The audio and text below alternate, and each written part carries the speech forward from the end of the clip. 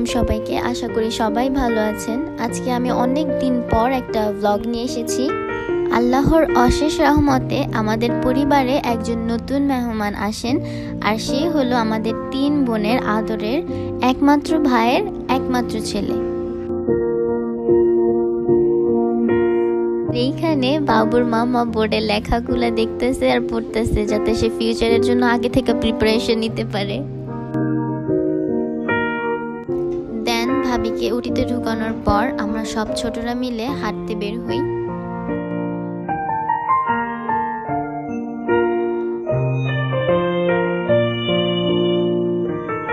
এরপর হাঁটাহাঁটি শেষ করে আমরা হসপিটালে ব্যাক করে দেখি আমাদের আত্মীয় স্বজন সবাই বাবুর জন্য ওয়েট করতেছে, কখন বাবু আসবো।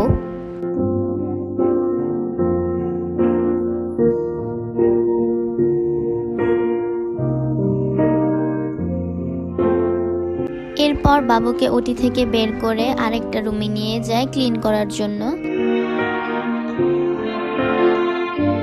সবাই ওয়েট করতে থাকে কখন বাবুকে বের করবো আর কি আগে নেবে।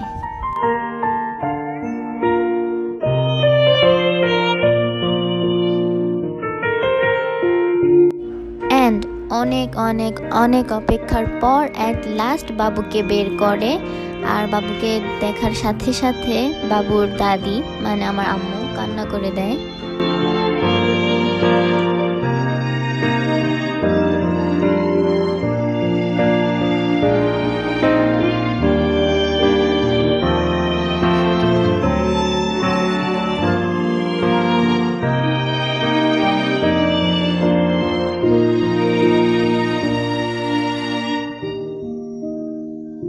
এরপর বাবুর আব্বু কান্না করে দেয় বাবুকে দেখে।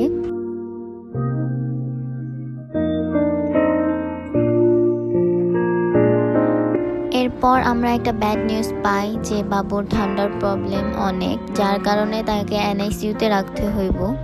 এরপর আমরা এক হসপিটাল থেকে আরেক হসপিটালে যাই বাবুকে এনআইসিইউতে রাখার জন্য। 3টা দিন এনআইসিইউতে রাখার পর বাবুকে ডিসচার্জ দেয়।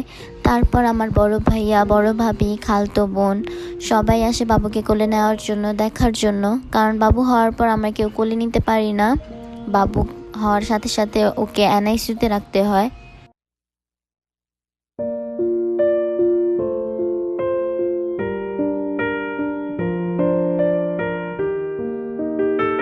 বাবুকে এনআইসিইউ থেকে বের করে প্রথমে তার জ্যাঠার হাতে দেওয়া হয়, তারপরে তার বড় মা নেয়।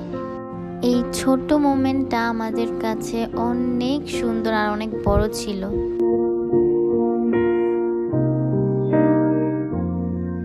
আপনারা সবাই আমাদের বাবুর জন্য দোয়া করবেন যাতে আল্লাহ তাআলা তাকে সুস্থ রাখে, ঠিক রাখে, নেক হায়াত দান করে।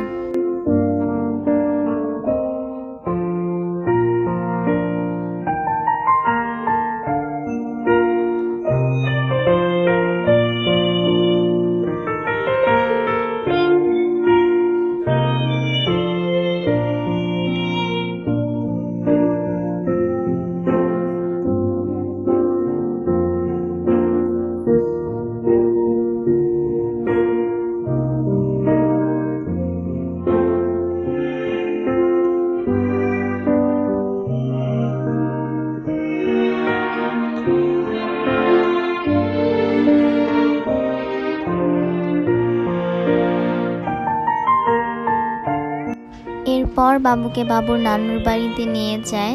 আলহামদুলিল্লাহ বাবু এখন সুস্থ আছে। সবাই দোয়া করবেন যাতে আল্লাহ তাআলা তাকে সুস্থ রাখে। আজকের জন্য এই ব্লগটা এতটুকুই। সবাই ভালো থাকবেন।